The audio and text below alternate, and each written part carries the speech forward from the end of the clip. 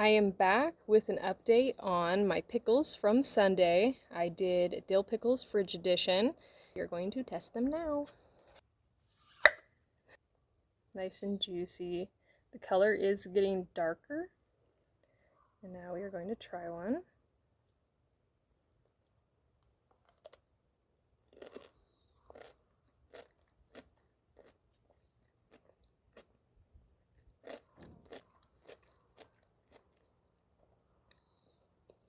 Honestly, they taste so much better than store-bought pickles. And the coolest part is that these cucumbers, these pickling cucumbers, came from my garden that I grew, all organically, no sprays, no nothing. I pretty much live by throw it in the ground. If it grows, it grows. That's what you get. But very good.